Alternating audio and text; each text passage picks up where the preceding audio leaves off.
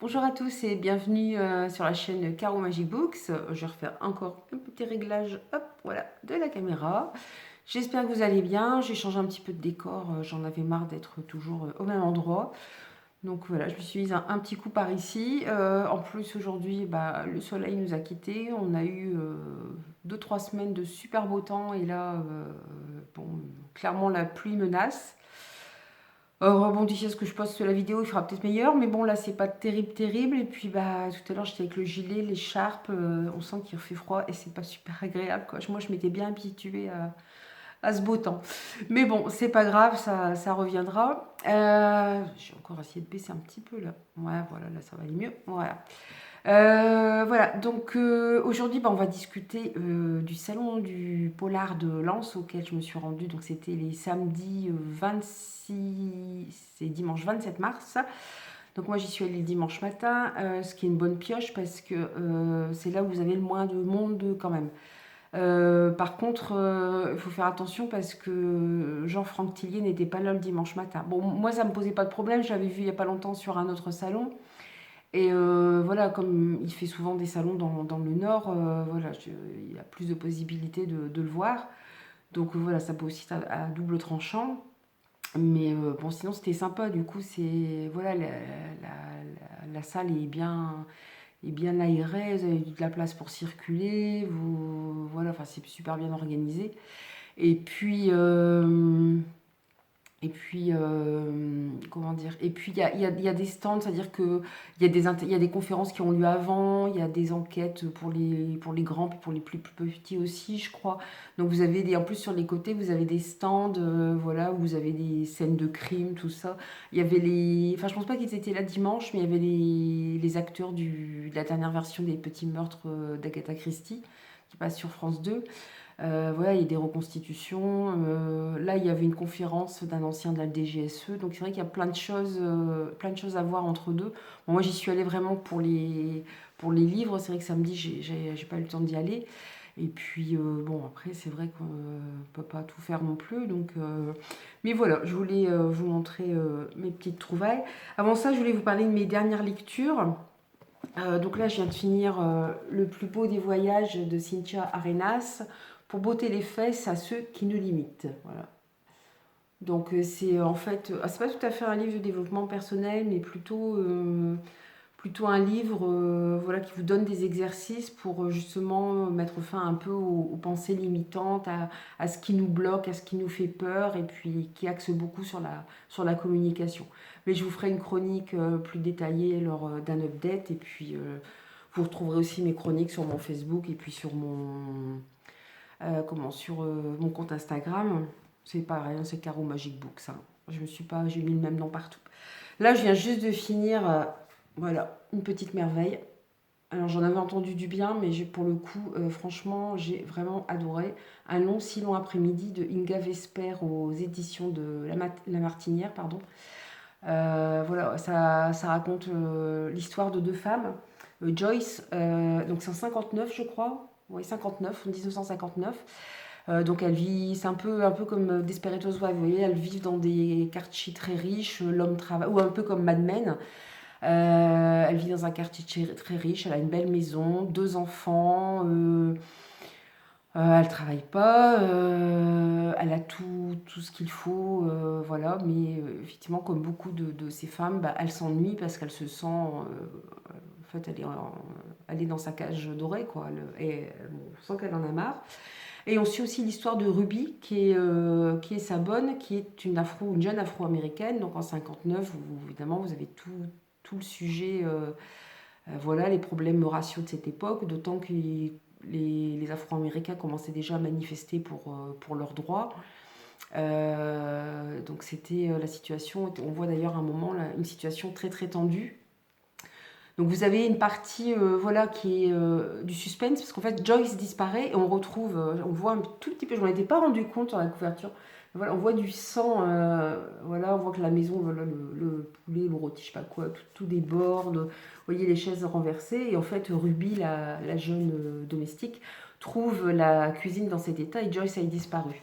Donc ça mêle à la fois suspense et aussi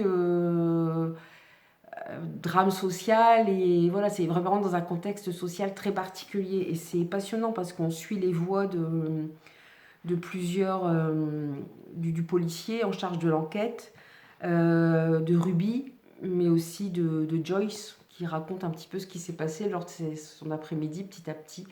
C'est vraiment un très bon livre. Franchement, je vous le conseille. C'est pareil, je n'ai pas encore fait la chronique, mais si vous avez l'occasion, c'est vraiment très bon livre. Je suis très contente de ma lecture.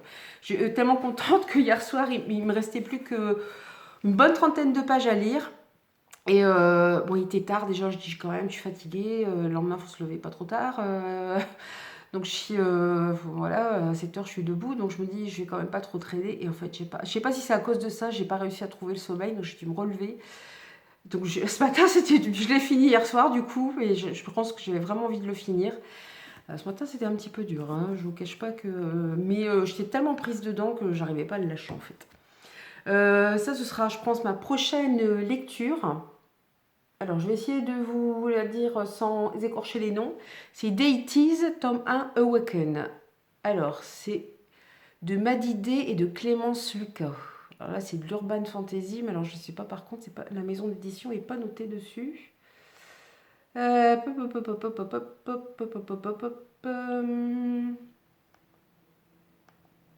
la maison d'édition n'est pas notée dessus. Collection Infinity. On a toutes les collections. On va avoir toutes les collections, mais on n'a pas le collection Infinity, mais ça donne pas la maison d'édition. Eh ben non. Je vais pas aller plus loin parce que sinon je vais commencer le livre. Voilà. Donc là, on va être plus dans de la fantaisie. Donc sinon, revenons à nos moutons. Revenons donc au salon du polar de Lens. Alors, bon, c'est sympa parce qu'à l'entrée, il vous donne, voilà, vous avez les marque-pages. Vous avez le petit programme avec tous les noms d'auteurs.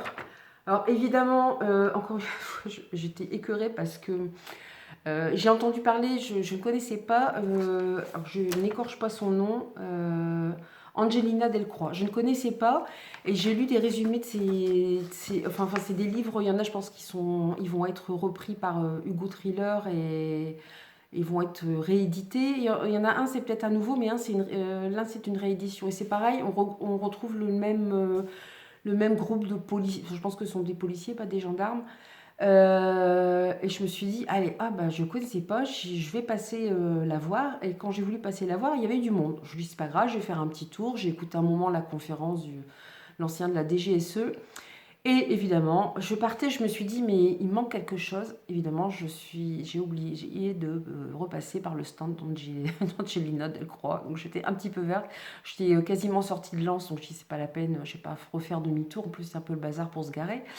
Donc, du coup, voilà, enfin, et à chaque fois, je fais un truc comme ça, quoi. Ça m'énerve. Pourtant, je note bien les noms des... J'avais préparé ma petite feuille avec le nom des auteurs que je voulais voir et tout. Et là, j'ai complètement zappé parce qu'en plus, c'est les 2 premiers volumes de cette série, il y en a 4, je crois, donc le 4e va sortir, ne sont plus en vente. Donc, et j'ai vu qu'elle en avait puisque c'était édition Nouvelle Plume, mais je suis pas sûre qu'elles existent encore, les éditions Nouvelle Plume. Je sais pas si ça a été racheté. Enfin bref, voilà. Donc un polar Lens quand même qui avait des bonnes têtes d'affiche, 24e édition. Il y avait Jérôme Loubry, il y avait Claire Favant, il y avait Nicolas Lebel, Franck Tillier.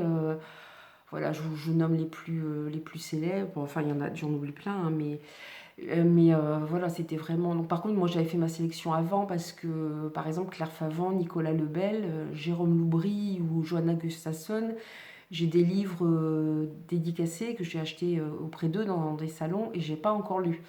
Donc, il y en a, je me suis dit... bon, et Claire Favant et Nicolas Lebel, je les ai vus en fin d'année dernière. Donc, je me suis dit, parce qu'après, j'ai une PAL, mais c'est horrible, quoi. Enfin, j'en ai dans plusieurs bibliothèques. Et puis, je me suis dit, bon, stop là, quoi.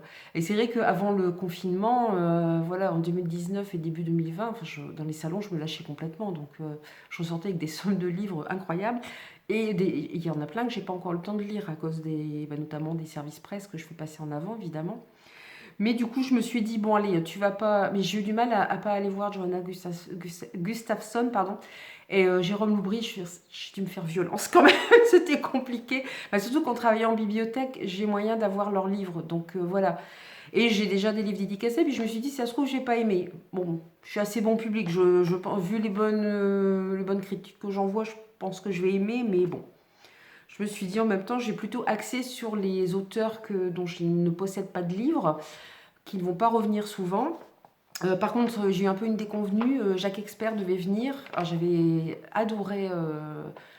Je suis la femme du monstre, c'est ça, je ne dis pas de bêtises. Je suis la femme du monstre et ce soir j'irai tuer l'assassin de mon fils. C'est des livres que j'ai adorés. Et malheureusement, ces livres étaient là, mais il y avait un papier marqué absent. Donc bah, du coup, j'ai pas pris de livre parce que le but, c'est des livres où je peux, voilà, Jacques Expert, je vais en trouver en médiathèque, tout ça. Mais le but, c'était d'avoir une dédicace. Bon, bah, alors, je sais pas pourquoi il était absent, mais bon, du coup, voilà. Du coup, je suis repartie sans le livre de Jacques Expert, oui, je dis bien.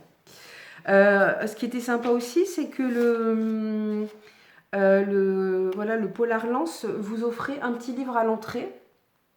Alors, c'est une maison en enfer. Code PPZ2, je ne sais pas ce que c'est. C'est de Richard Albisser, ou Albissé, je ne connais pas du tout. Et donc, c'est Dick Wistak, professeur de lettres à l'université d'Artois, acquiert une maison rue d'Enfer à Fampoux, village situé entre Arras et Lens. Alors, c'est rigolo parce que j'ai vécu à Fampoux. Et je n'avais jamais remarqué qu'il y avait une rue d'Enfer, mais c'est tout à fait possible, je pense. Mais les anciennes habitations sont souvent mystérieuses et celle-ci ne fait pas exception. Derrière un mur d'excavation, l'universitaire fait une bien curieuse trouvaille. Lors d'une visite au Louvre-Lens, Wittstag constatera avec étonnement que certaines œuvres exposées dans la galerie du temps ont un rapport manifeste avec sa découverte. Mais quel est leur lien précis avec ce passé qu'il n'aurait peut-être pas dû réveiller? Donc je pense, alors apparemment c'est fait en partenariat avec la ville de Lens et puis le Louvre-Lens, hein, parce que le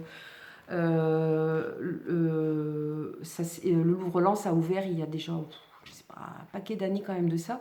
Et le Louvre prête prête des œuvres à Lens, au musée de Lens. Donc c'est un projet qui a vu le jour, ouais, il y a des années ça. Donc voilà. Et je trouvais ça sympa voilà, d'offrir ce petit livre à l'entrée. Voilà, puis le titre est bien tentant. Donc sinon, en plus le hasard a bien fait les choses. Le samedi, je suis allée à une bourse aux livres et j'ai trouvé un roman de Barbara Abel une autrice que je n'ai jamais lu. Et elle était justement au salon du Polar de Lens, donc c'était super. Donc là, c'est derrière la haine, oui, derrière la haine. D'à côté, il y a Tiffany et le Sylvain. De l'autre, il y a Laetitia et David. Deux couples voisins et amis, fusionnels et solidaires, partageant le bonheur d'avoir chacun un petit garçon du même âge. Maxime et Milo grandissent ensemble comme des jumeaux, jusqu'au drame. Désormais, seule une haie sépare la culpabilité de la vengeance, la paranoïa de la haine. J'ai beaucoup entendu parler de Barbara Abel. Je ne l'ai jamais lu. Donc du coup, comme était là, j'ai pu lui demander une petite dédicace. Et j'en ai profité pour lui prendre son dernier roman, Les Fêlures. C'est pareil, c'était sympa. Ce qui était bien, c'est comme il n'y avait pas trop de monde, on faisait pas trop longtemps la queue. Et voilà, c'était sympa, quoi. Alors, là, c'est l'histoire de Roxane. Quand Roxane ouvre les yeux, elle sait que les choses ne se sont pas passées comme prévu. Martin et elle formaient un couple fusionnel.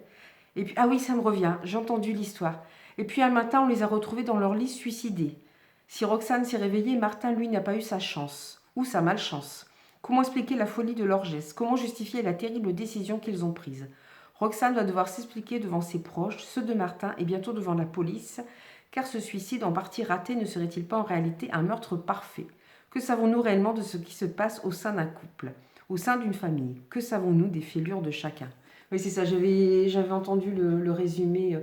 Le livre, alors je pense qu'il sera sorti quand vous verrez la vidéo, mais il sort le 31 mars, donc ce sera tout frais. Et c'est vrai que la question se pose, est-ce qu'elle comptait vraiment se suicider ou est-ce que voilà, elle s'est faussement suicidée pour que son compagnon meure. C'est vrai que c'est la grosse question qui se pose. Je me rappelle quand j'avais entendu parler de ce livre. Voilà. Voilà, c'est toute la question. Donc, nous verrons bien. Alors, j'étais contente aussi, j'ai pu rencontrer Hugo Thriller m'avait envoyé le livre Terra Nullius de Victor Gilbert.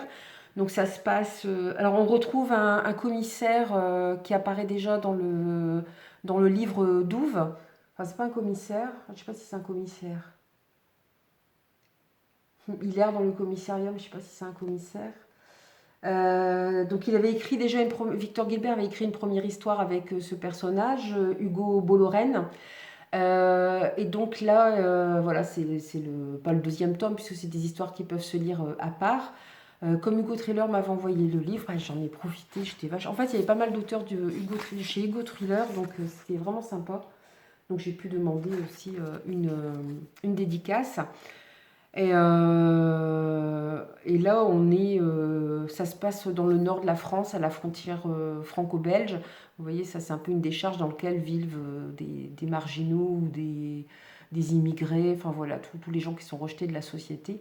Donc du coup, j'ai demandé à l'auteur, parce que c'est vrai que généralement, quand on écrit sur le nord de la France, c'est pas anodin. C'est pas une région vers laquelle on va spontanément. Et c'est noté qu'il vit à New York. Alors en fait, oui, effectivement, il vit à New York depuis peu, mais son père est originaire de Lille, d'où sa connaissance, voilà, du Nord Pas-de-Calais, et voilà, de son envie aussi d'écrire, je pense, un livre qui se passe dans la région. Donc voilà, donc c'était sympa, voilà, d'en savoir un petit peu plus. Ah oui, alors en tout premier, j'ai rencontré, enfin, j'étais super contente. Oui, voilà. En parlant de tête d'affiche, voilà. Est-ce qu'il faut encore présenter les poupées d'Alexis Lepsker? Je n'arrête pas d'en entendre parler. J'en ai entendu que du bien, sauf une fois voilà, où la personne n'avait pas aimé, où il disait franchement, quoi. Mais sinon, j'en ai entendu que du bien, et je me suis dit, ah, il passe, il passe à Lens. Donc en plus, c'est le premier auteur que j'ai vu, donc j'étais vraiment mais super contente donc d'avoir les poupées de. En plus, enfin, voilà, il est vraiment, ils ont vraiment été tous abordables et gentils, les auteurs. Enfin, c'était vraiment sympa cette ambiance. Et il m'a fait sourire parce que on n'arrête pas d'entendre dire, j'arrête pas de voir votre livre partout, et on entend dire que du bien de lui. Elle me dit ouais, je sais plus comment il m'a dit ça exactement, mais il faut que je prenne Enfin, j'ai dit, j'ai du mal à. En fait, il a du mal à se rendre compte du succès, quoi. Il a déjà écrit 2 livres, hein. Mais je crois que celui-là, c'est celui qui vraiment l'aura fait connaître le plus, et celui qui l'aura le plus vendu. Et je dis ça, enfin, en gros, ça lui faisait un peu bizarre d'avoir autant de succès. Mais bon, c'est bien, quoi. C'est chez Michel Lafon, c'est super, quoi. Et de voir un auteur qui reste comme ça, quand même assez humble, et qui dit que ouais, je suis étonnée par tant de succès. Et voilà, quoi, c'est bon. C'était vraiment, voilà, je vous dis, c'était vraiment sympa. Il y avait une bonne ambiance. Ensuite, j'ai rencontré Ghislain Gilberti, alors, qui a écrit beaucoup de livres. Moi, je ne le connaissais pas. Ah, mais c'est vrai, hein, je vous ai dit pendant voilà, le temps où j'ai eu les enfants, les premières années, comme ce sont des jumeaux, ça demandait beaucoup de temps. J'ai continué à lire, mais je me suis voilà, je me tenais plus trop au courant de l'actualité littéraire. Donc, quand je suis revenue au boulot, tout ça, j'ai découvert Olivier Norey, j'ai découvert Nicolas Lebel, j'ai découvert Claire Favant, Barbara Abel, tout ça, c'est des gens que je ne connaissais pas. Et Ghislain Gilberti, apparemment, est très connu aussi. Enfin, au moins en ce qui concerne les thrillers. Et moi, bah, j'avoue, je ne connaissais pas. Donc là, il y avait beaucoup de livres aussi. Donc j'ai décidé de commencer par Sa Majesté des Ombres, puisque alors c'est édité chez la Mécanique Générale. Alors je sais pas si c'est, je crois que c'est, je me demande si c'est pas les éditions Poche de Cosmopolis, mais je ne suis pas sûre. Je peux pas vous dire de bêtises. En tout cas, c'est la Mécanique Générale. Il m'a dit il avait 3 volumes. En fait, on retrouvait les mêmes, c'est pareil, les personnages récurrents, même si les histoires peuvent toujours se lire séparément. Moi, vous savez que je suis une maniaque des histoires comme ça, policières, où on retrouve les différents personnages. J'aime les lire dans l'ordre. Donc, du coup, je lui ai pris le premier, Sa Majesté des Ombres. Donc, ça va être une première incursion pour moi aussi dans le monde de Ghislain Gilberti, qui était très gentil aussi, qui est venu prendre la photo et tout avec moi. D'ailleurs, vous pourrez voir sur mon Instagram, j'ai posté les photos que j'ai prises avec les auteurs. Enfin, vraiment, ils étaient vraiment tous voilà, abordables, et bon, c'était vraiment sympa. Et, euh, et puis, je veux dire, ils avaient quand même ils avaient quand même déjà une journée de salon dans les, dans les pattes. Et je veux dire, le samedi, apparemment, il y avait eu quand même énormément de monde. Donc, je pense qu'ils devaient quand même être fatigués. Alors, je suppose qu'il y a une certaine excitation quand même aussi quand on fait les salons. Enfin, moi-même, je ressens une certaine excitation quand j'y vais. Donc, j'imagine aussi pour les auteurs. Mais vraiment, vous pouviez discuter avec eux et tout. Enfin, c'était vraiment super. Donc, du coup, à ces prix, les géants du polar 2018. Donc voilà, donc première incursion aussi chez Ghislain Gilberti, donc je suis vachement contente. Et enfin, j'ai pu, parce que c'est un auteur que j'avais loupé lors d'un salon. En fait, lors de ce salon, je ne sais plus où ça se situait. Il y avait des problèmes, merci la SNCF, il y avait des problèmes de train, donc il y a plein d'auteurs qui ont dû partir avant l'heure. Et comme moi, j'ai pas pu arriver très tôt, parce que le samedi, il y a les activités des enfants, tout ça. Donc c'est pour ça que pour moi, c'est plus pratique quand un salon a lieu le dimanche. Je suis arrivée un peu plus tard et en fait, il y a des auteurs qui étaient partis parce qu'ils avaient un train à récupérer. Chez une autrice, j'étais prête à courir vers elle. J'étais avec une autre chroniqueuse, elle dit non, mais elle dit laisse tomber, elle a vendu tous ses livres. Je dis ouais, d'accord. Et j'avais loupé Jacques Saucé. Donc, quand j'ai vu qu'il était là, j'étais vachement contente. J'ai dit, je vais, enfin, depuis que j'en entends parler, parce que ça fait un moment quand même que je le vois passer sur les réseaux, tout ça, j'entends parler depuis un moment, j'en ai entendu vraiment parler en bien. Enfin, je veux dire de ses romans, hein, mais de la personne aussi, je pense. Et voilà, j'ai pu. Voilà. Et je sais qu'il avait sorti son dernier roman, ça doit être 5 doigts sous la neige, ou c'est à peu près ça le titre. C'est son dernier roman qui est paru et qui est sorti aux éditions Cosmopolis. J'arrive, je vois, il avait plein de romans. Ah, parce qu'il a écrit toute une série, je crois qu'il doit bien y avoir 5 ou 6 volumes avec les mêmes personnages. Et je dis, bah mince, je vois pas son dernier. Et en fait, il avait tout vendu samedi. Et je lui ai un peu les boules parce qu'en fait, son dernier, je l'avais vu chez Easy Cash. Je dis, oh non, je l'achète pas, je verrai bien, tout ça. Puis je me dis, bah, je vais avoir l'occasion de l'acheter, de le faire dédicacer. Et pas de peau, tout était déjà parti. Donc après, je suis pas allée vers... parce que c'est un peu compliqué, parce que c'est la série qu'il a écrite, voilà, où il y a 5 ou 6 tomes, en fait, les deux premiers ne sont plus réédités. Enfin, au départ, les deux premiers n'étaient pas réédités. Là, le premier a été réédité par les éditions des nouveaux auteurs. Donc le deuxième, il dit, bah, pour l'instant, il ne sait pas trop. Il dit, il va essayer de faire en sorte qu'il soit réédité, qu'il soit repris par une maison d'édition ou une autre. Et les autres, par contre, sont sortis chez Pocket. Mais bon, c'est un peu dommage, effectivement, de ne pas avoir... d'avoir un trou au milieu de... Donc du coup, je suis partie, il avait 2 autres one-shot. Donc je suis partie vers un des one-shots parce que je me suis dit l'autre, s'il manque le 2, bon. Voilà. Alors là, c'est un enfant noyé dans les bois, aucune trace de violence comme tous les autres. Le scalpel paraît survoler la peau de Jafan, mais la chair s'écarte d'un seul coup, comme trop tendue d'avoir patienté durant des heures dans l'eau de l'étang. Une eau noire et nauséabonde coule de la bouche de l'enfant. On a dans du noir là, hein. Sur le feuillard en inox entouré d'un film étanche de vinyle. De ma main gauche gantée de latex, j'écarte doucement les bords de la plaie que je viens d'ouvrir dans l'abdomen verdi et gonflé par la putréfaction. Le petit garçon n'est pas mort depuis plus de 2 jours. Ouais, donc on est quand même... Enfin, il me l'avait dit, hein, il m'avait dit que c'était... je crois qu'on suit le médecin légiste, là, donc c'est quand même assez noir. Mais bon, après, voilà, on fait... Enfin, moi, ça me dérange pas. Puis, je veux dire, quand l'auteur vous dit, après, il ne faut pas dire « Ah, c'était horrible !» Mais bon, voilà, il m'a l'air très bien aussi. C'est aussi chez la Mécanique Générale, donc je ne sais toujours pas si c'est chez Cosmopolis ou pas, mais en tout cas, c'est la Mécanique Générale. Du coup, je suis en train de me dire que je ne vous ai pas lu le résumé de Sa Majesté des Ombres. C'est bien marqué tome 1 quand même derrière. Hein. Je ne sais pas si vous voyez. De Ghislain Gilberti. Alors, un cartel invisible livrant une nouvelle guerre sans merci, une drogue d'une pureté inédite, un réseau de dealers sous pression déployé aux 4 coins du monde et coupé de la tête de l'organisation. Un signe commun aux membres du cartel. Ecce lex. Vous reconnaîtrez la personne qui a fait du latin pendant des années. Tatoué sur le poignet. Quand des dealers sont capturés, ils se révèlent incapables de livrer le moindre indice sur leur commanditaire. Quand leurs cadavres ne servent pas déjà de borne kilométrique. Wow. Une légende de la police judiciaire au don de mentaliste, Cécile Sanchez fait face à des tueries aux modes opératoires sans précédent. J'aime bien, l'héroïne est une femme. Est-il possible de mettre des ombres en cage? Dans quel enfer devra-t-elle descendre pour faire face au mal absolu? Bienvenue dans le réseau fantôme. Entre Braco et Breaking Bad, j'ai bien dit oui, Sa Majesté des Ombres ouvre magistralement la nouvelle épopée du thriller hexagonal.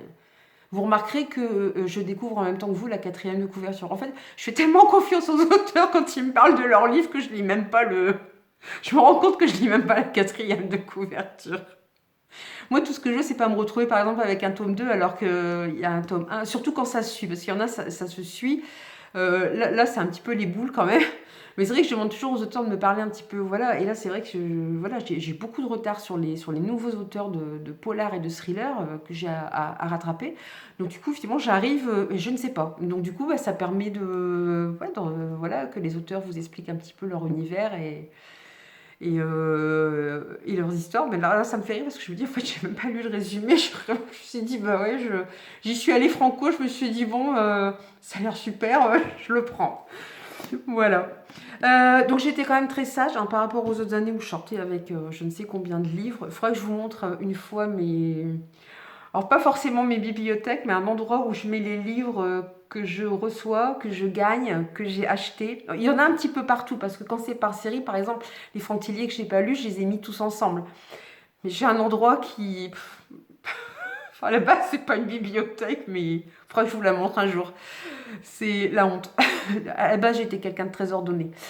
Mais là, je m'étonne d'ailleurs que mon mari n'est pas encore allé de voir tout ce bazar de livres. Mais bon, c'est pas grave. Il sait que j'adore lire de toute façon, donc voilà. Donc, bah voilà, je suis très contente de voilà, tous mes achats. Hein, je vous dis de... Voilà, j'ai... Voilà, Barbara Bell. Je vous les remontre, c'est vraiment le plaisir de... Voilà, c'est... Parce que je sais pas s'il va y avoir bientôt un autre salon du livre du polar. Je suis pas allée à celui de Bondu parce qu'il est plus généraliste et il y avait Virginie Grimaldi qui c'est pas forcément le genre que je préfère, donc c'est vrai que j'y suis pas allée. Puis j'ai préféré plutôt me réserver effectivement pour le salon du polar de Lens qui était une semaine après. Après c'est vrai qu'en ce moment il y a beaucoup de polar, enfin comme là ce week-end il y avait des salons un petit peu partout. Bon, c'est un peu dommage parce que du coup ça... Après ça, peut-être que ce sont des publics différents qui y vont, c'est pas aux mêmes endroits non plus. Mais c'est vrai qu'il y en avait pas mal.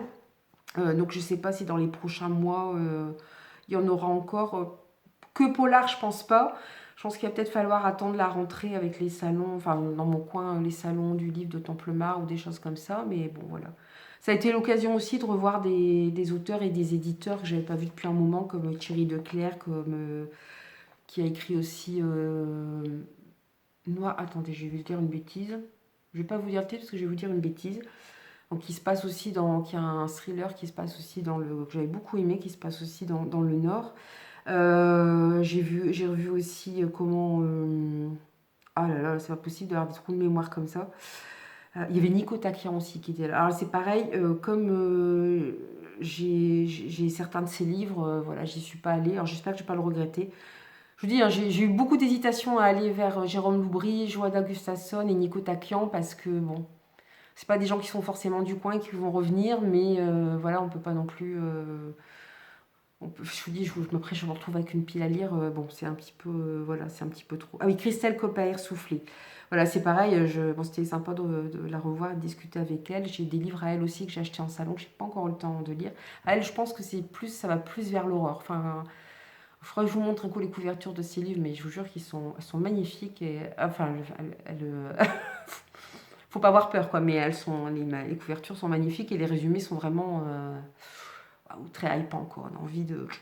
Mais ben voilà, vous voyez, c'est des livres que j'ai achetés en salon et j'ai jamais le temps de les lire. Donc c'est pour ça que maintenant je mets un petit peu le frein aussi. Et puis bon, je me dis il y aura d'autres. Voilà, il y a pas mal de salons policiers dans notre coin et je me dis qu'on les reverra. J'espère. Jacques Expert, j'espère peut-être. Ce serait pas mal. Voilà, donc bah, je vous laisse. Voilà, alors j'espère que de votre côté, vous avez vous aussi l'occasion de retourner dans des salons du livre. Parce que c'est vrai que ça fait un bien fou. Ça fait quand même 2 ans qu'on en était privé. Moi, j'ai repris un petit peu l'année dernière. Mais voilà, ça fait du bien. Ça fait du bien de voir les auteurs. Eux, je pense que, enfin, d'après ce qu'on voit sur les réseaux sociaux, ils sont contents aussi de reprendre tous les salons. Donc, voilà quoi. Ou si vous n'avez pas l'habitude d'y aller, je vous invite à aller faire un petit tour, quoi. Les auteurs sont franchement abordables et voilà, ça permet de discuter un petit peu. Pourquoi ils ont écrit tel livre, quel livre ils vous conseilleraient. Voilà, c'est intéressant. Ils vont dire, bah, ça va tel sujet, pour tel autre, il faut avoir le cœur un petit peu plus accroché. Bon, là, je vous parle plus de thriller, bien sûr, ou de romans policiers, mais c'est vraiment, j'avais pas mal discuté avec Claire Favant lors du salon de Rimbaudcourt, et voilà, c'était intéressant. Elle m'expliquait, voilà, ça, c'est un petit peu pas horrifique, mais c'est peut-être un petit peu plus gore. Donc voilà, c'est vraiment intéressant de pouvoir discuter avec les auteurs. Donc voilà, donc si jamais vous-même vous avez lu certains de ces livres, n'hésitez pas à en parler en commentaire, à me dire ce que vous en avez pensé. N'hésitez pas à vous abonner aussi à la chaîne, à liker. Voilà, j'attends vos retours. Voilà, voilà, si vous avez envie de discuter de certains livres, sinon vous pouvez aussi me retrouver sur Facebook et puis sur Instagram. Et puis, donc je sais pas, ma prochaine vidéo, je ne sais pas si ce sera un update lecture ou un book haul parce que j'ai encore beaucoup de... Je ne sais pas trop pour le moment parce que c'est vrai que j'ai eu quelques réceptions quand même et des achats que j'ai fait aussi. Donc voilà, il y a pas mal de choses encore à voir. Donc bah, je vais vous laisser. Et puis comme d'habitude, bah, je vous laisse avec j'espère, plein de bonnes idées dans la tête, plein d'envie de lecture et d'envie de lire. Puis je vous souhaite de belles aventures livresques et je vous dis à bientôt. Bye bye!